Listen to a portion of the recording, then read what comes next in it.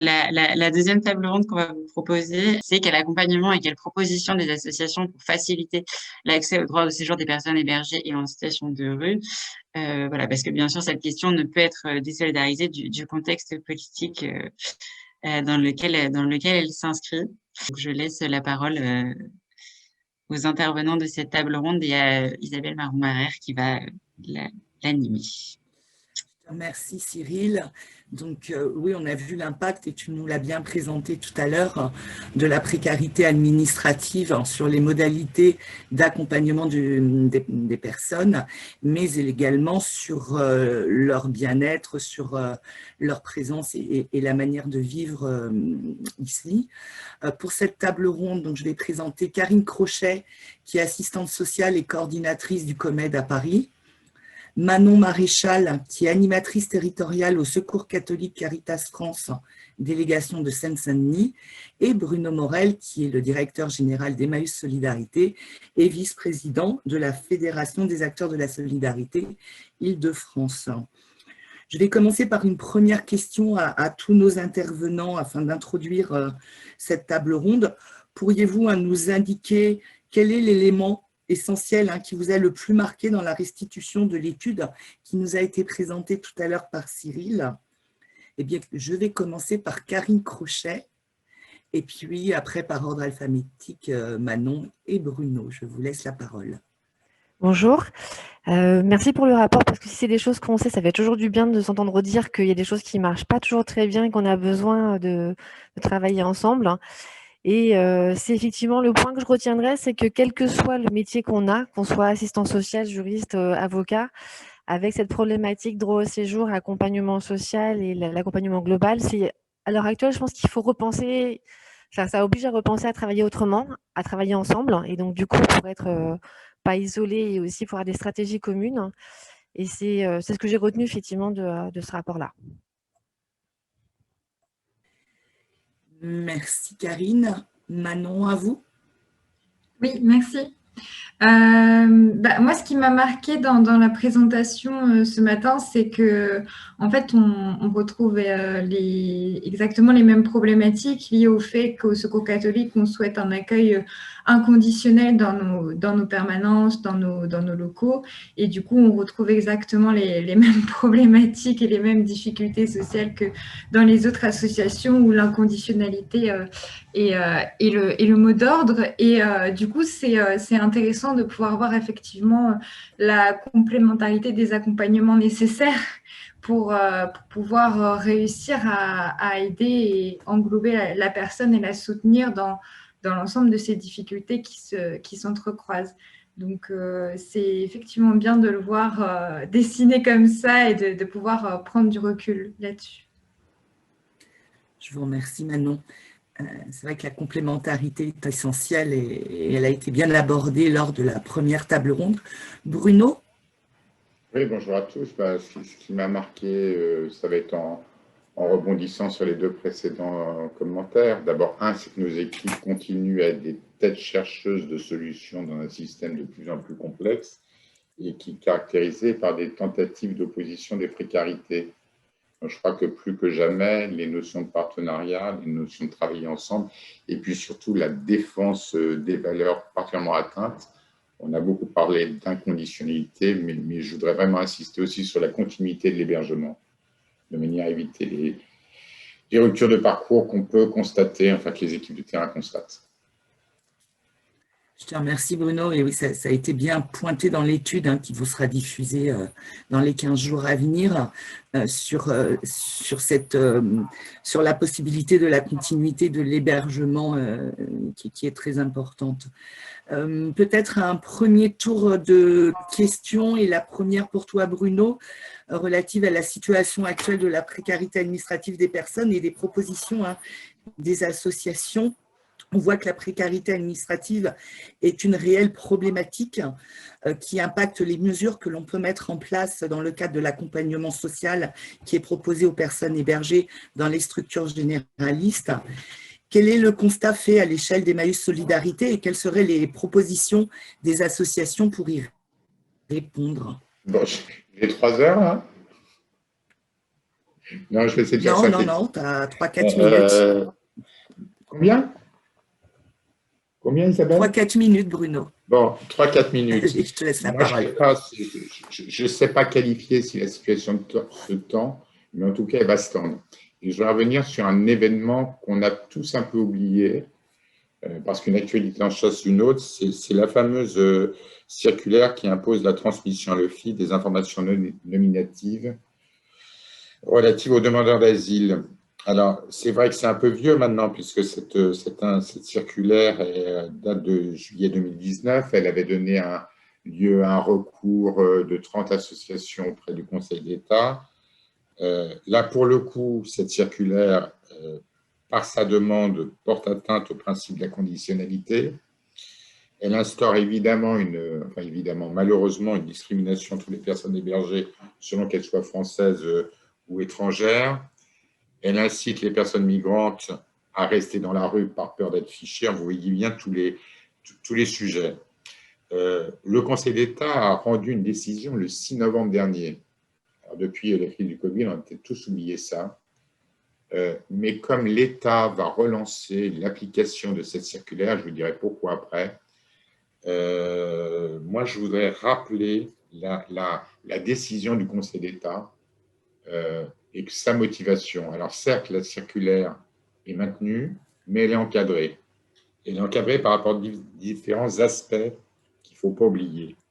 Tout d'abord, que les informations communiquées par les 115 SIAO à l'OFII sur les demandeurs d'asile ne peuvent être utilisées pour remettre en cause leur accueil dans l'hébergement d'urgence. Ça ne peut pas être un prétexte pour faire les fins de prise en charge.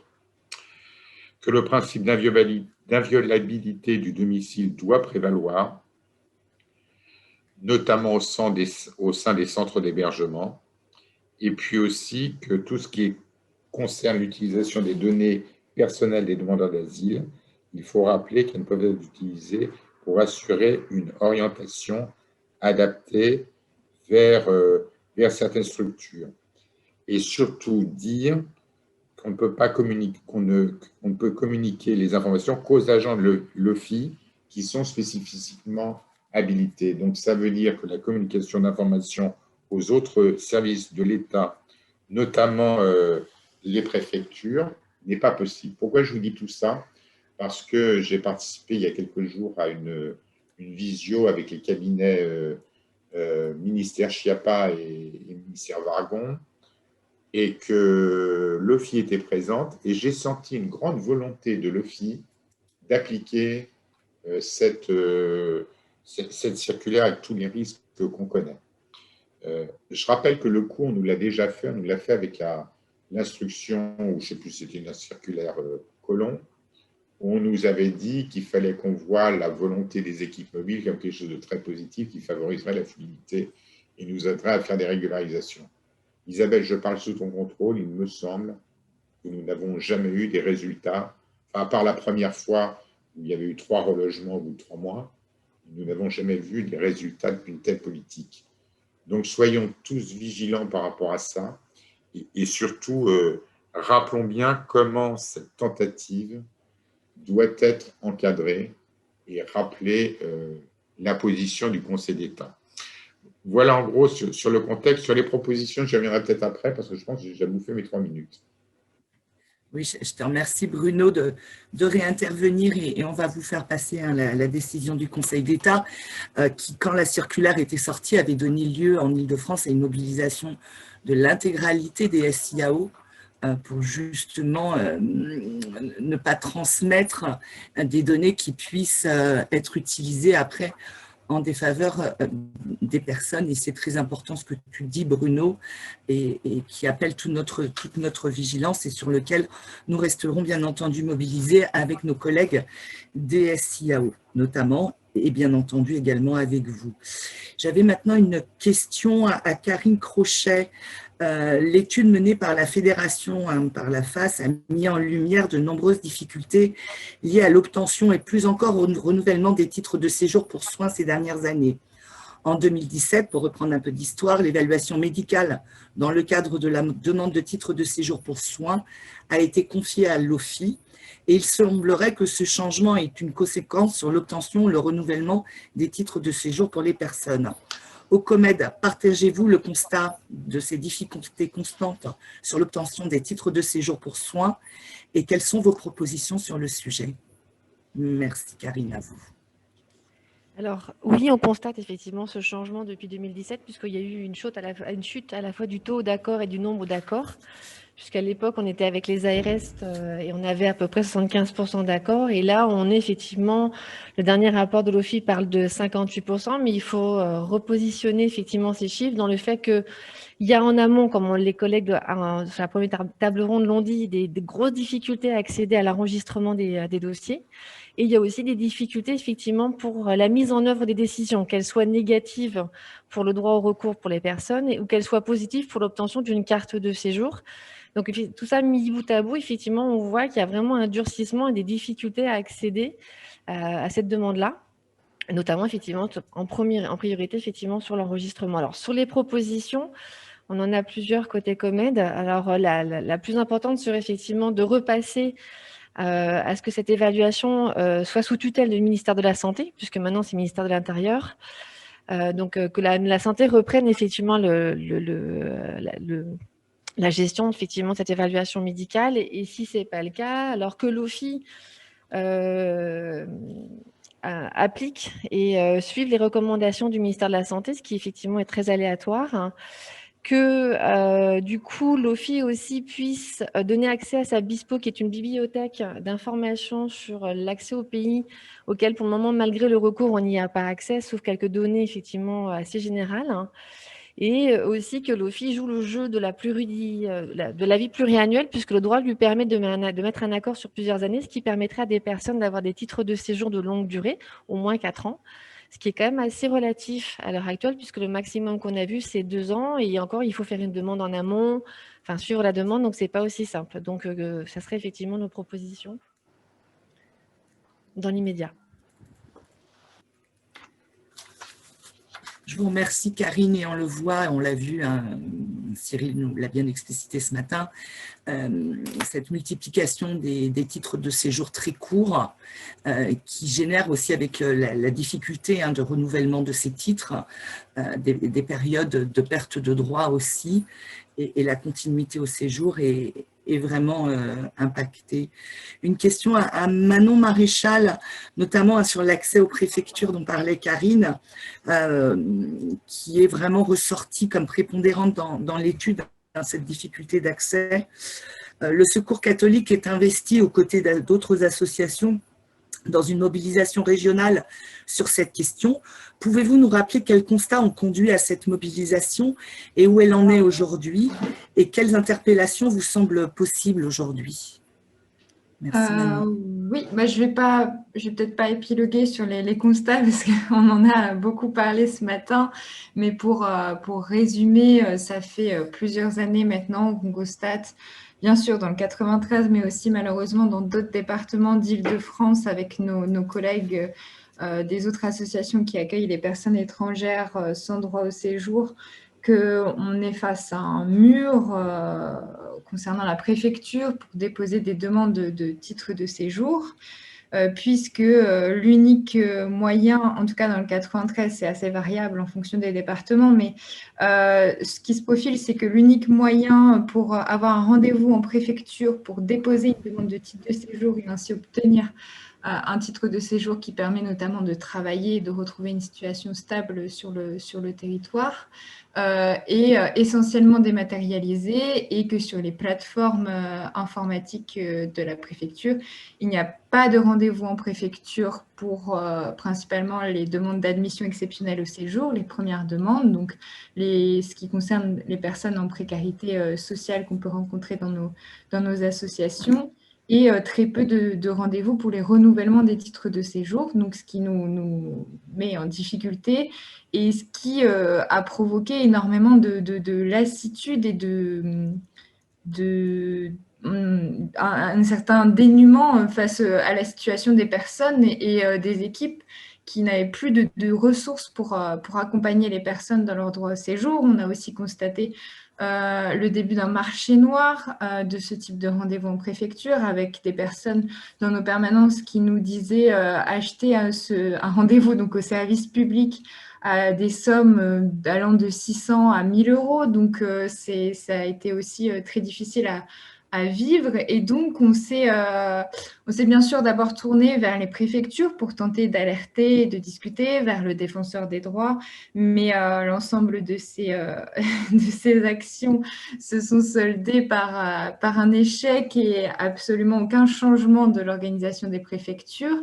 Donc, en 2019, on s'est retrouvé avec plusieurs associations, notamment à l'impulsion d'associations juridiques telles que le GISTI, la CIMAD, la LDH, le syndicat des avocats de France, pour démocratiser, rendre accessible le référé mesure utile qui permet de demander au tribunal administratif de reconnaître l'absence de rendez-vous en préfecture et donc l'impossibilité d'accéder au service public et d'enjoindre la préfecture à donner ce fameux rendez-vous. On a tenté, nous, en tant qu'association généraliste, donc pas du tout spécialiste du droit au séjour ou du droit de la famille, vraiment généraliste, nous, de notre côté, du coup, de rendre accessible cette procédure de référé aux personnes. Et donc, on a dans nos permanences mis en place tout un tas d'actions pour que les personnes puissent mettre en place ce référé mesure utile. Actuellement, on continue à le faire, on le fait depuis 2019. La première mobilisation en 2019, on avait 200 dossiers qui ont été déposés simultanément en Île-de-France. Et aujourd'hui, on a effectivement la manifestation du 12 mars où c'est un peu le même modèle. L'ensemble des associations de la région qui accompagnent des personnes étrangères se retrouvent sur un dépôt collectif de référés mesures utiles dans les différents tribunaux des départements. Et l'idée est d'avoir un moment, au-delà d'une éventuelle saturation des tribunaux administratifs qui nous ont finalement sorti des stratégies de gestion des dossiers, d'avoir une date commune sur laquelle se retrouver et sur laquelle mobiliser les personnes les premières concernées, les associations, les médias, et de manière à avoir un rendez-vous pour interpeller sur cette question et maintenir une actualité de mobilisation sur cette question. Donc, je vous invite de nouveau à cette manifestation de vendredi après-midi à la préfecture de police, qui est là où on en est aujourd'hui. Merci Manon, on voit bien ce système de non-ouverture, enfin d'inaccessibilité des services publics qui est complètement aberrant, et on s'associe bien entendu et on va relayer votre appel à manifestation pour vendredi. Le service public doit être public, et là on voit les conséquences qui sont voulues très certainement et qui sont dramatiques pour les personnes. J'invite les participants, si vous le souhaitez, à poser vos questions dans le chat et nous les prendrons bien entendu. Nous allons faire maintenant un deuxième tour de piste sur l'accompagnement des personnes et quelles évolutions des cadres existants. Alors Karine, je voulais pour le COMED, vous accompagner des personnes étrangères malades vers leur accès au droit au séjour. Au-delà de la question du fonctionnement des préfectures et des procédures d'obtention du titre de séjour que l'on vient d'aborder et que l'on voit très complexes, quels sont les besoins d'accompagnement que vous identifiez pour faciliter l'accès au droit au séjour des personnes, plutôt sur les besoins d'accompagnement? Alors, ils sont effectivement pluriels. Alors, effectivement, en priorité, nous, on parlerait de l'accès à l'interprétariat en présentiel, et quand ce n'est pas possible, effectivement, au téléphone, puisque même si les gens sont des fois longtemps installés sur le territoire, la maîtrise du vocabulaire administratif, juridique, des stratégies, c'est assez complexe, et il faut toujours avoir cette capacité de compréhension et essayer d'aller tendre à ce que la personne ait le choix de la décision, même si le choix est toujours restreint. Il y a donc aussi cette question de l'accès à l'information, et les collègues l'ont dit ce matin, c'est qu'avant de se lancer, je crois que c'est la collègue du SAMU social, Hélène, qui disait que c'est donnons l'information à la personne sur les risques change, sur ce qui peut se passer dans une type de procédure, pour qu'elle puisse faire ce choix-là et savoir si c'est le bon moment pour elle de le déposer, avec tous les écueils qu'il peut y avoir quand les gens vivent dans une situation de précarité à la rue ou dans des hébergements effectivement qui sont temporaires ou chez des hébergements où c'est guichet compliqué. Il y a aussi cet enjeu de l'évaluation, alors plus pour le droit au séjour pour raison médicale, puisque là c'est vraiment sur des critères médicaux, ce qui pose la question aussi que les professionnels de santé soient formés et sensibilisés à cette question-là, ce qui du coup est aussi complexe parce que même si on essaye d'en parler beaucoup, on voit bien effectivement que c'est pas simple. C'est vraiment le juridique fait un peu peur et puis on se dit il y a des stratégies, il y a les pratiques et tout ça. Mais comme disent les collègues du social, c'est que à quel moment nous on a le temps après de faire l'accompagnement de la personne dans le champ social, hein, qui est effectivement notre métier premier. Donc après, il y a des colloques. Là, nous, on va mettre en place les assises sur la santé mentale, puisqu'il y a vraiment une chute d'accord sur cette question de la santé mentale. Hein. Donc c'est une façon aussi comme une autre, c'est de se réunir pour en parler et rompre l'isolement des professionnels. Hein. C'est aussi, surtout, comme on l'a dit, c'est travailler ensemble. C'est-à-dire que quand il y a l'assistante sociale de l'hôpital, travailler avec, quand c'est les associations, les avocats, les juristes, c'est vraiment décloisonner, sortir de nos bureaux pour effectivement aller sur place avec les personnes pour se rendre compte de comment ça se passe en préfecture, le mésaccueil ou le non-accueil, et essayer de partager toutes nos connaissances et nos savoir-faire. Et après, il y a toutes les questions des outils qu'on peut trouver, alors que ça peut être effectivement sous forme de guide ou de livret bilingue, mais c'est ce qu'on a dit aussi, c'est la question du plaidoyer, c'est ce que disait la collègue du Secours catholique, c'est que au-delà de l'accompagnement individuel qu'on peut faire, c'est comment on défend le droit et comment on le fait à plusieurs, parce qu'effectivement, à plusieurs, on est plus fort et puis on se sent un peu moins seul. Et ça, c'est vraiment important parce qu'il faut essayer de le porter. C'est pas toujours évident pour les collègues qui sont dans l'administration, mais du coup, les acteurs de l'associatif sont là aussi et c'est une forme de visibilité de ces personnes qu'on tend à rendre invisibles et anonymes. Donc du coup, il faut essayer de résister aussi par ce moyen-là, au-delà de l'accompagnement individuel. Oui, on le voit, en plus, rien n'est facilité par l'opacité des décisions qui sont prises par les préfectures. La question de l'interprétariat que vous venez de soulever, on le rencontre depuis des années et on fait un lobbying, parce qu'aussi bien en santé pour l'accès, faciliter à la santé, faciliter l'accès à tout un tas de choses, comprendre, être en capacité de comprendre ce que la personne a vécu et que la personne puisse prendre sa décision en connaissance de cause, nécessite des moyens. L'interprétariat va au-delà de la simple traduction et c'est vrai que l'on mène ce lobbying depuis plusieurs années de manière, pour le moment, on n'a pas obtenu gain de cause, pour que l'on puisse avoir les budgets nécessaires au financement de cet interprétariat qui est vraiment essentiel et se faire ensemble aussi. Manon, au niveau des délégations du Secours catholique, vous accueillez dans tous les départements franciliens, dans vos permanences juridiques, les personnes pour répondre à leurs questions et si nécessaire les accompagner. Pour le Secours catholique, le fait de permettre aux personnes d'être actrices de leur démarche est central. Selon vous, qu'est-ce qu'on pourrait faire évoluer pour renforcer l'information des personnes et leur capacité à agir dans leur démarche? Effectivement, chez nous, le être acteur est au centre de l'organisation de nos actions.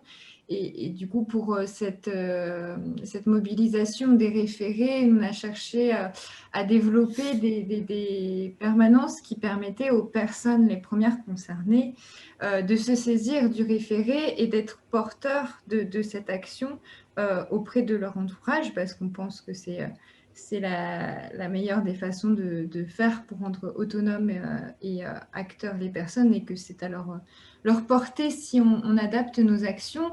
Donc, on a identifié plusieurs difficultés pour que les personnes s'approprient leur référé, notamment l'accès à l'outil informatique, la lecture du français, la précision des démarches, parce qu'effectivement, comme ma collègue du COMED l'a rappelé, on ne peut pas engager de procédure de référé tant qu'on n'est pas sûr qu'on ait un dossier solide derrière au rendez-vous qui permettra d'obtenir un titre de séjour sans risquer des mesures d'éloignement en cas de refus. Donc, cette procédure de référé demande d'être accompagnée et donc on a tenté de mettre en place des permanences qui répondent aux besoins des personnes Et on est très content. Pour le moment, on a encore peu de recul parce qu'on a mis en place ces permanences dans le 92, dans le 94 et dans le 93, spécifiquement pour cette action. Et on va vivre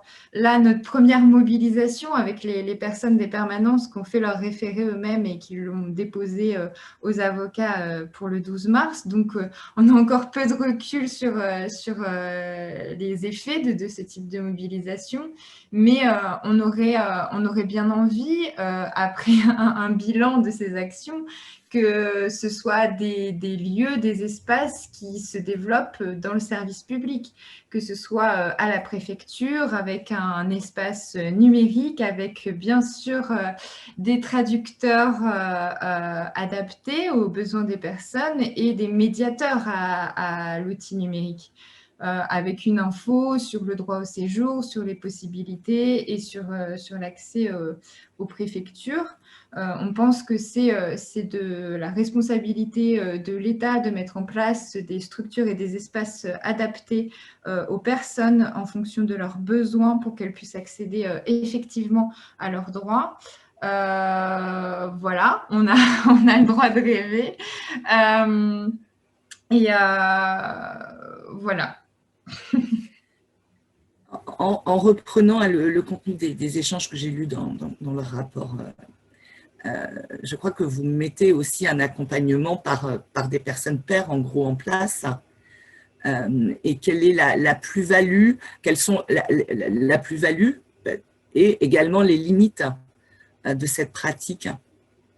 Si vous avez un petit peu de recul oui. Sur cette expérimentation qui est intéressante. Ben oui, tout à fait. Alors, ça nous a demandé beaucoup de temps pour le mettre en place parce qu'il y a beaucoup de freins, puisque les personnes sont habituées à venir dans les associations, dans le service public et que ce soit la personne qui l'accueille qui sache faire et qui fasse pour. Et donc, on a eu des premiers retours de personnes qui, à force de venir aux permanences, de référer et d'apprendre à faire leur propre référé aux côtés des bénévoles qui étaient présents, ont compris comment le faire et maintenant viennent pour aider les autres personnes, pour leur apprendre à le faire. Et ces quelques personnes qui sont dans cette situation sont du coup effectivement dans un rôle de travailleur pair. Vraiment nous font des retours très positifs sur le fait qu'elles puissent passer un peu de l'autre côté de la barrière et que ce mot référé soit à leur portée, puisqu'en fait, c'est simplement de l'outil informatique. Donc ça, c'est un premier retour qu'on trouve très intéressant et très encourageant pour la suite.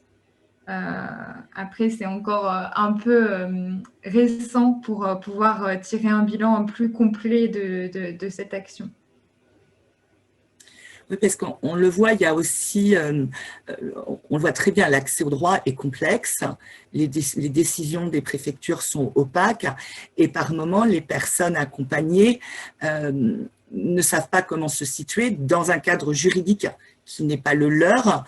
Et est-ce que ça facilite, ça simplifie un peu la compréhension par la présence de ces travailleurs, enfin, de ces bénévoles pairs au sein de la structure? Est-ce que ça facilite la compréhension des démarches, des enjeux et également du système juridique complexe? Oui, Et est-ce que ça tend à fluidifier en fin de compte le travail après avec les bénévoles? Tout à fait. En fait, c'est aussi un constat qui a été fait en premier lieu, que les personnes premières concernées nous remontaient on a beaucoup d'informations et on ne sait pas laquelle est la vraie pour les possibilités de régularisation, mais aussi pour le référé. On a des personnes qui ont fait des captures d'écran, des centaines de captures d'écran pendant de longs mois, mais où il n'y avait pas la date et l'heure indiquée. Et donc, ces captures d'écran sont complètement inutile en termes juridiques, en utilisation juridique derrière. Donc, il y a beaucoup de mésinformations, puisque c'est complexe. Et donc, ces personnes qui fréquentent les permanences nous ont aussi partagé leur soulagement à l'idée d'avoir un espace où ils savent qu'ils ont des informations vérifiées, où ils peuvent poser des questions, où on peut aller vérifier les informations avec eux, et ils peuvent aussi voir qu'ils ne sont pas seuls dans cette démarche, que ce n'est pas eux qui ne savent pas prendre rendez-vous à la préfecture, qui ne savent pas utiliser l'ordinateur, mais que c'est bien le système qui est inadapté à leur situation sociale actuelle. Donc ça aussi, ça donne du réconfort en fait aux personnes qui sont dans nos permanences en tout cas. Oui, puis ça leur donne un peu de pouvoir d'agir, ce qui est important aussi.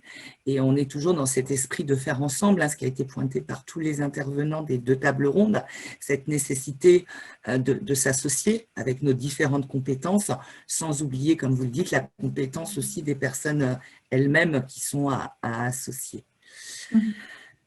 Bruno, je voulais te faire intervenir maintenant dans le cadre de la mise en place de la politique du logement d'abord et maintenant de futurs services publics de la rue au logement qui se profilent. Nous pouvons craindre, et la FAS Île-de-France le craint très fortement, que les personnes non éligibles au logement du fait de leur situation administrative peinent à accéder à un hébergement et à un accompagnement social. Quelle évolution du fonctionnement des structures d'hébergement les associations et la fédération pourraient-elles porter pour garantir aux personnes un accompagnement adapté à leurs besoins et bien entendu également un hébergement? Alors, je sais que la question est complexe, Bruno, et je te relaisse quelques minutes. Il faut que tu mettes ton micro, on ne t'entend pas. Oui, merci du cadeau. Non, simplement, je voulais rebondir sur 2-3 trucs que j'ai entendus là. D'abord sur effectivement toutes les questions de financement, notamment sur les sujets de traduction. Moi, je voudrais rappeler quand même que l'État est en capacité sur le sujet des migrants, des réfugiés, à mettre en œuvre des dispositifs à minima.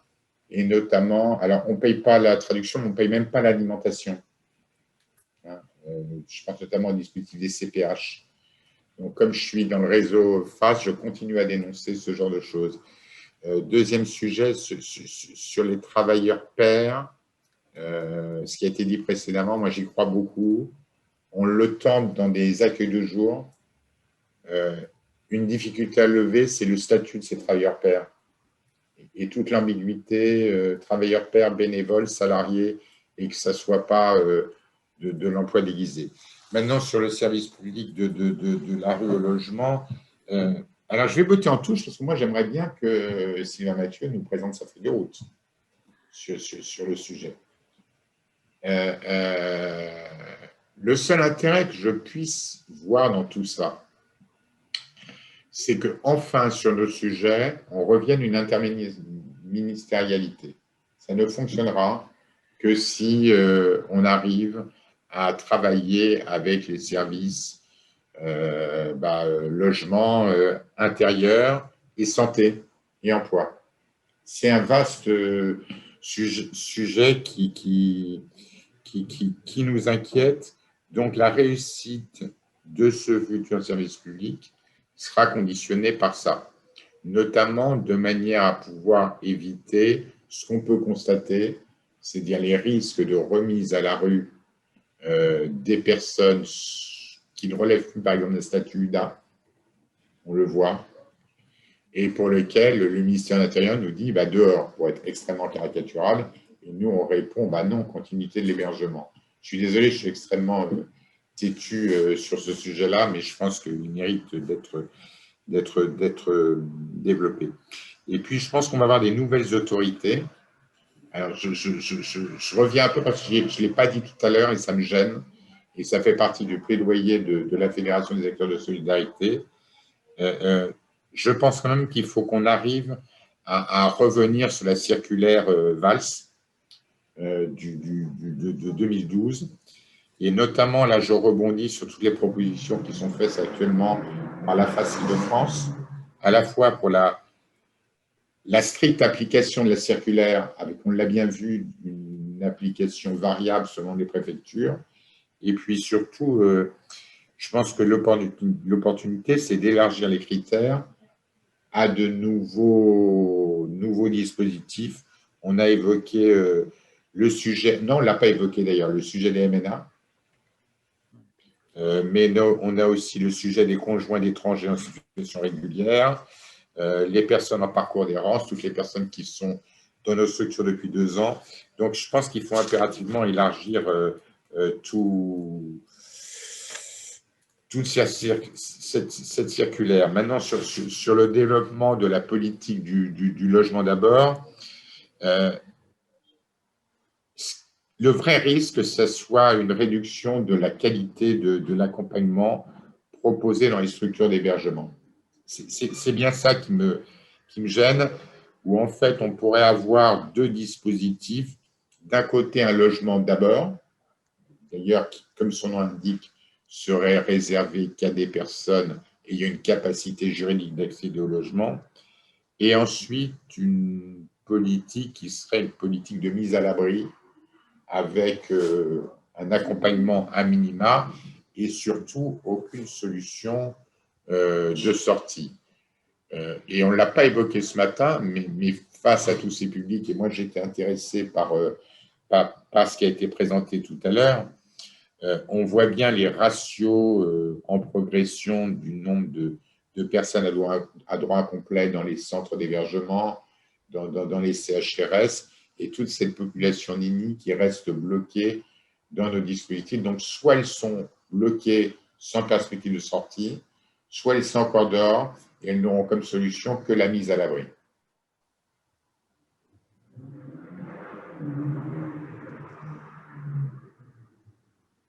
Je ne suis pas très optimiste, chère Isabelle. Non. Mais on l'est pas. On voit que notamment dans les CEPOM qui sont conclus actuellement, les critères d'accès au logement font que on risque d'avoir une tendance à privilégier l'État nous invite à privilégier les publics qui peuvent sortir vers du logement et donc avec une situation administrative réglée et des ressources. Et on voit que cette démarche est déjà en cours et qu'elle risque de s'accentuer avec le fameux service public de la rue au logement. Mais en amont de tout ça, mais ce n'est pas l'objet de la visio de ce jour. Mais il faudrait quand même qu'on finisse par dénoncer, alors on le fait, hein, mais qu'on précise bien ce que ça veut dire. Ce n'est pas une crise des migrants, c'est une politique du non-accueil. Il faudrait bien qu'on arrive à montrer ce que ça représente, parce que finalement, se dire soit les gens croupissent dans la rue et on leur propose un gymnase, pour être extrêmement caricatural, soit ils sont dans nos structures et on les oublie, et même on finit par dire aux assos, vous devriez les mettre dehors, sans qu'il y ait un lien avec le droit de l'hébergement. Et ce que tu dis est vrai, ce matin ça a été rappelé, on voit que l'on a bon nombre de personnes qui sont là depuis les années 1970, qui sont en train de vieillir, qui ont perdu leur titre de séjour, qui en ont éventuellement eu un qu'elles ont pu perdre et qui n'ont plus d'attache dans leur pays d'accueil et qui resteront sur le territoire français et pour lesquels les conditions de prise en charge, même en structure d'hébergement, ne sont plus adaptées dans la mesure où ces personnes sont vieillissantes et devraient pouvoir avoir accès à des structures médico-sociales plus adaptées où elles pourraient continuer de vieillir de manière plus épanouie.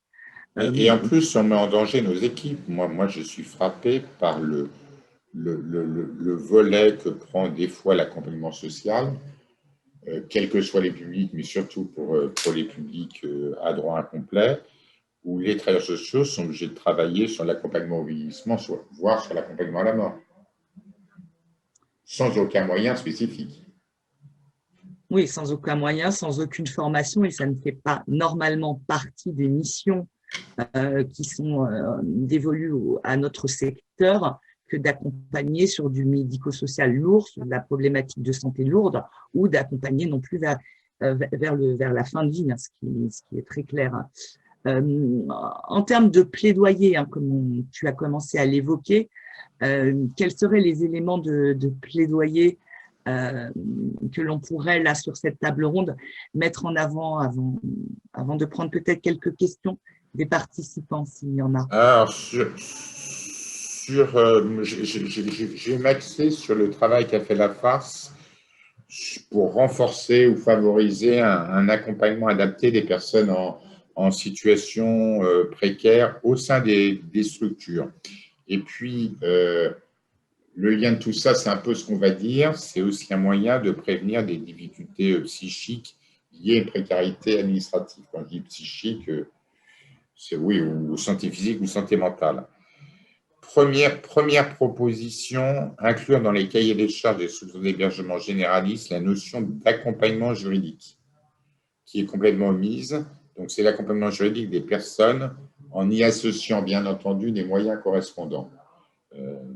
Je sais, ce n'est pas Noël, mais il faut quand même réussir à faire comprendre à la puissance publique qu'il faut accorder une place à l'accompagnement juridique dans des prestations d'accompagnement qui sont dans nos structures généralistes. Deuxième proposition, renforcer l'information des personnes sur le droit au séjour. Et évidemment, ça a été dit tout à l'heure, ça passe par le renforcement de la formation des professionnels. Et quand je dis les professionnels, je ne vise pas que les travailleurs sociaux. Nous avons, alors chez nous, à MSURité, on appelle ça des auxiliaires socio-éducatifs qui font l'accompagnement à la vie quotidienne, mais il faut aussi que ces gens-là aient une formation sur ce qu'est le droit des étrangers, et ça doit être valable pour tous les dispositifs.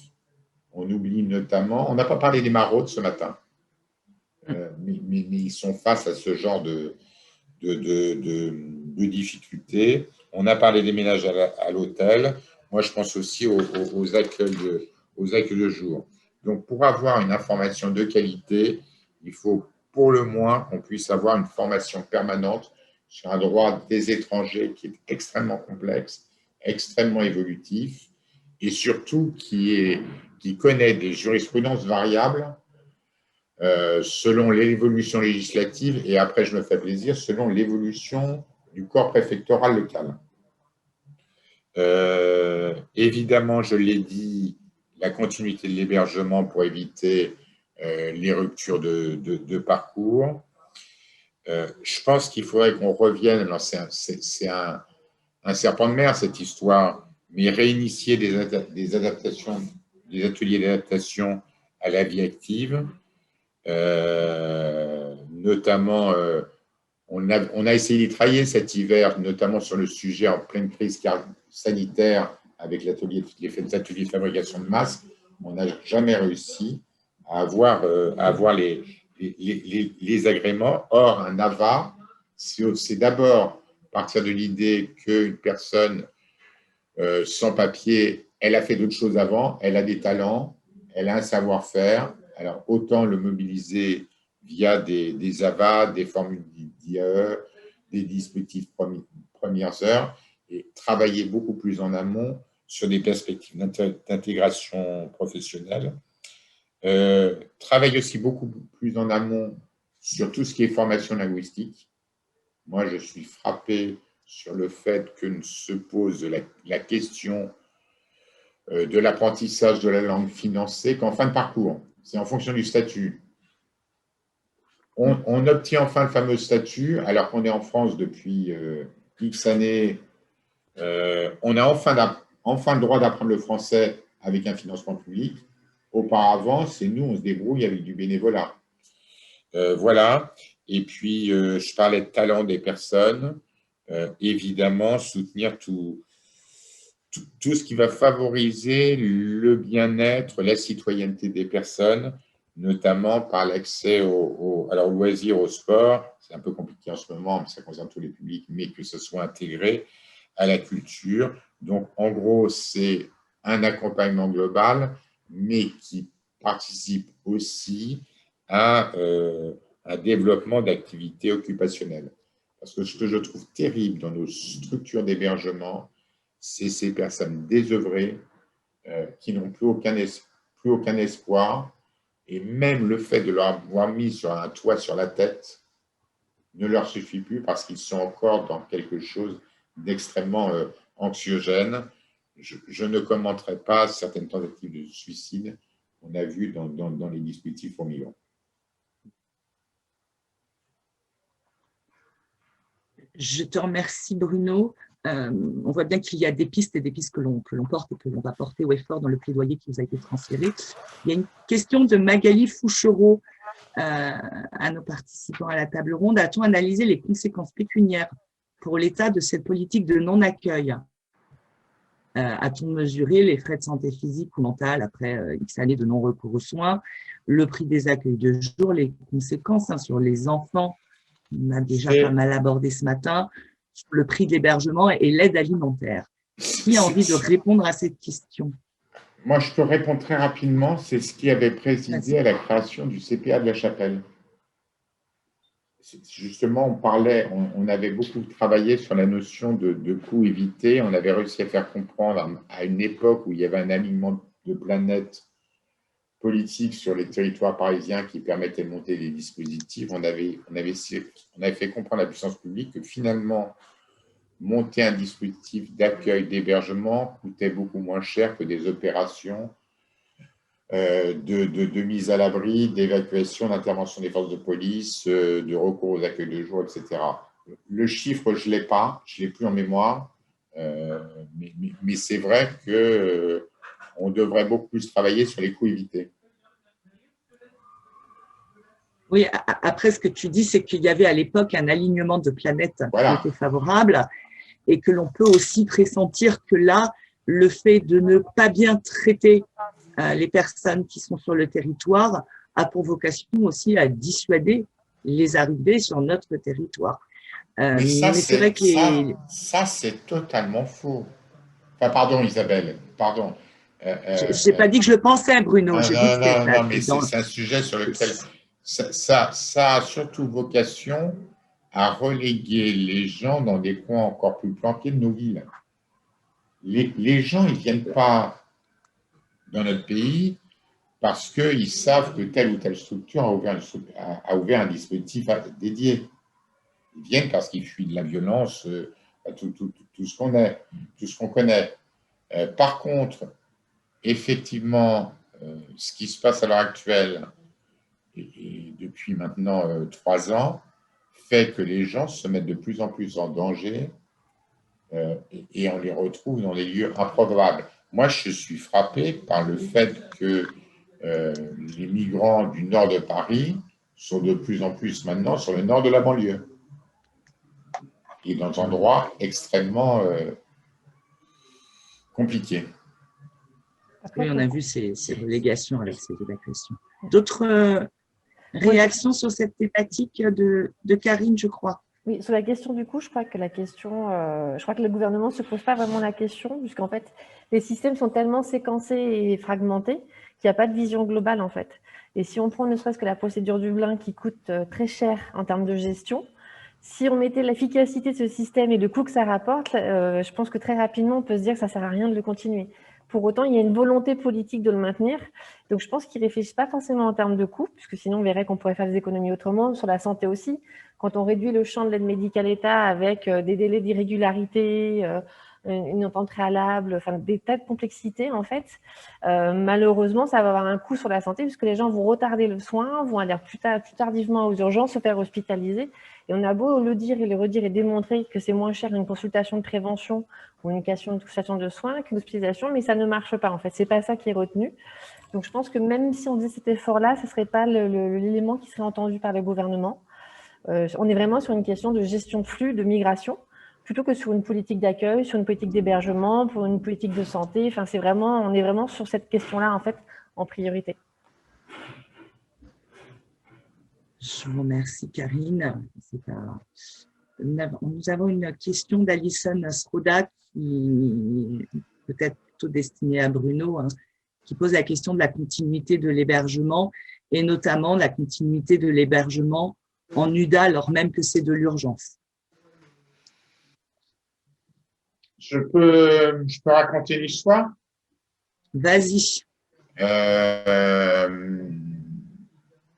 Je sais pas, je sais pas. Je suis frappé par la différence de sensibilité selon les dispositifs et d'appréciation des valeurs et de la déontologie. Schématiquement, quand on est sur le BOP 177 et qu'on rappelle l'application du Code de l'action sociale, ce n'est pas un sujet. Par contre, quand on est sur le BOP 163 et que moi, je me permets de dire à mes interlocuteurs qui dénoncent le fait que Emmaüs Solidarité garde des gens qui ne relèvent plus statutairement d'un UDA, me disent, et que je leur rappelle les valeurs et surtout le droit, on me répond que ça ne s'applique pas du côté ministère de l'Intérieur. Alors, voilà, je le fais d'une manière un peu agacée en disant ça. Moi, je crois que ce qu'il faut impérativement, et Isabelle, tu connais ma position là-dessus, je pense qu'il faut qu'on réaffirme quel est le droit sur le sujet. Le droit à l'hébergement, il existe. Et si l'État décide qu'une personne ne relève plus, par exemple, d'un UDA, mais qui n'a pas l'envie, le courage, tout ce qu'on veut, de ramener la personne à la frontière, et bien, tant que cette personne est en France, elle a le droit à un hébergement. Alors, je sais, ça fait très naïf là-dessus. Je regarde Karine Crochet, mais je pense que c'est des positions qu'on doit tenir d'une manière commune. Non, c'est pas de la naïveté, hein. Je pense qu'il faut rester utopiste et il faut mais moi, je crois beaucoup. Je crois beaucoup à l'utopie. En fait, qu'en plus, une utopie basée sur du droit. Et il faut que collectivement, on continue à dire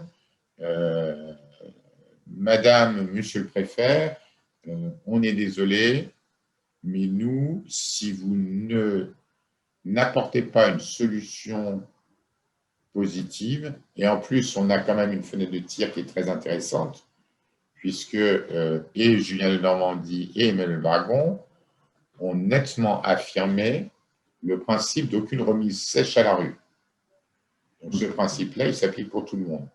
Donc, tant que l'État n'est pas en capacité d'offrir un toit à une personne, il est hors de question que nos structures les remettent dans des situations de rue dont elles les avaient sorties. Oui, après, ça pose la question que posait Karine dans un autre cadre, qui est la question de l'articulation d'un BOP à l'autre, qui est toujours très compliqué et qui est doublée en Île-de-France d'une forte saturation de tous les dispositifs d'hébergement. Mais après, je partage pleinement ton point de vue. Non, mais je crois que sur ça, ça pose aussi la question de la taille aussi des associations.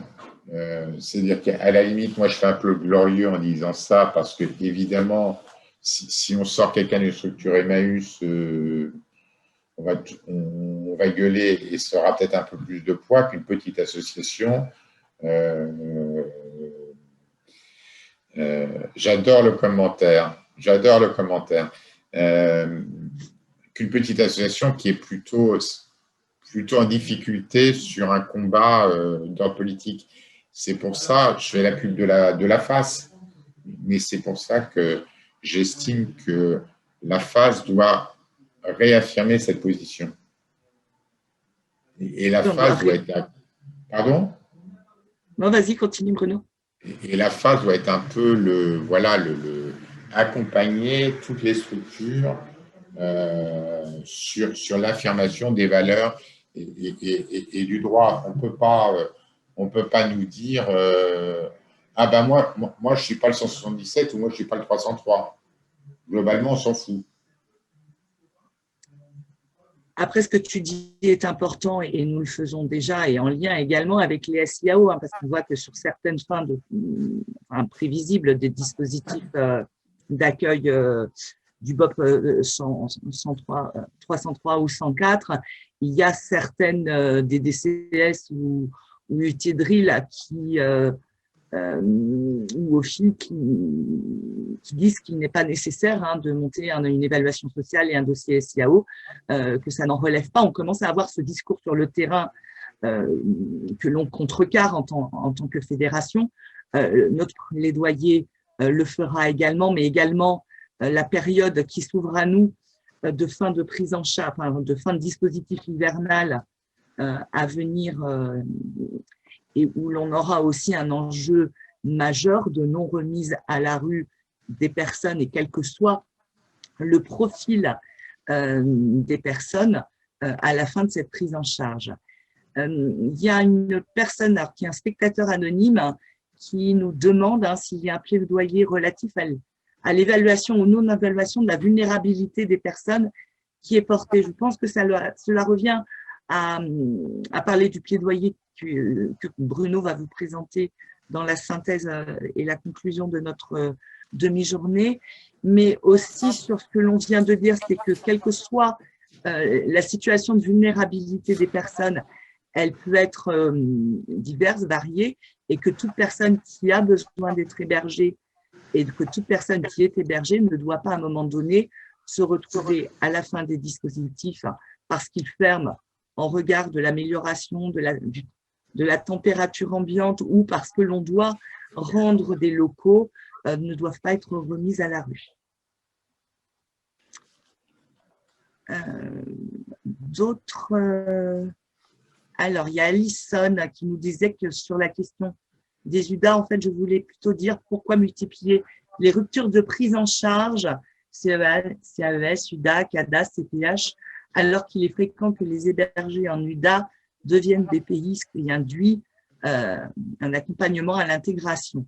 Alors, c'est ce que prône la Fédération depuis plusieurs années, c'est d'être en capacité de dissocier, en fin de compte, le lieu de l'hébergement, l'appartement, et si on va vers cette logique de logement d'abord, on pourrait aussi, ou dans tout le secteur, dans tout le parc éclaté,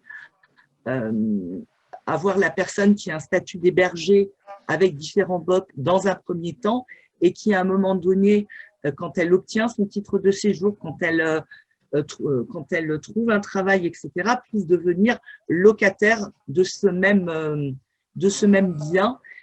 C'est ce que l'on prône en Île-de-France, c'est ce que prône la FAS Île-de-France et sur lesquels on travaille et qui permettrait d'éviter les ruptures de prise en charge, mais qui permettrait aussi d'éviter d'avoir à déménager une famille quand il y a un ancrage avec l'école, etc. Donc, nous y travaillons. Et Magali Le Sen, alors, qui indique que j'ai quand même en tête une jurisprudence du Conseil d'État qui allait contre l'accueil inconditionnel à partir du moment où un étranger, en l'occurrence débouté du droit d'asile, avait une OQTF à son encontre, il a vocation à retourner chez lui et donc n'est plus éligible à l'hébergement d'urgence. Ce n'est pas ce que dit normalement je ne sais pas, Bruno, si tu as envie de réagir. Oui, j'ai envie de réagir. L'OQTF, tant qu'elle n'est pas exécutée par un retour au pays, le droit français fait que le droit à l'hébergement demeure. C'est pour ça que j'ai dit tout à l'heure, c'est de la responsabilité de l'État de décider retour ou pas au pays. Nous, à la limite, ce n'est pas nous de décider ça. Nous, ce qu'on doit dire à l'État, c'est tant que vous ne reconduisez pas, vous devez un hébergement. Et pour rebondir sur l'observation de Samuel de la FAP, moi, je crois qu'il faut vraiment qu'on martèle la position ministérielle qui est aucune remise sèche à la rue. Après, on est d'accord, on n'est pas d'accord avec la politique, mais en tout cas, ça, c'est un message qui engage l'État. Alors, et qu'il l'engage, y compris vis-à-vis de ses préfectures. Parce qu'on voit bien qu'on a des applications à 2, 3, 4 vitesses, mais je pense qu'il faut vraiment, dans ces cas-là, reprendre ce message qui est quand même pour nous un outil pour éviter de remettre des gens dans des situations desquelles on les a sortis. moi, je suis Je vous d'accord avec remercie. ce qui s'est dit, Vas-y, moyant que allez-y, la collègue a raison, c'est qu'il y a eu une très mauvaise décision du Conseil d'État en 2015 pour les demandeurs d'asile qui était débouté de la procédure et que certains SIAO se sont empressés d'appliquer en disant effectivement, vous êtes demandeur d'asile, il n'y a plus de demande en cours, pendante, quelle que soit la demande. Du coup, on n'a plus obligation à vous héberger, ce qui a remis un peu en cause l'inconditionnalité de l'hébergement pour les demandeurs d'asile, même si en pratique, chacun bataille à son niveau, hein, mais il y a des batailles qui se mènent encore puisqu'il y a vraiment des enjeux à ce niveau-là.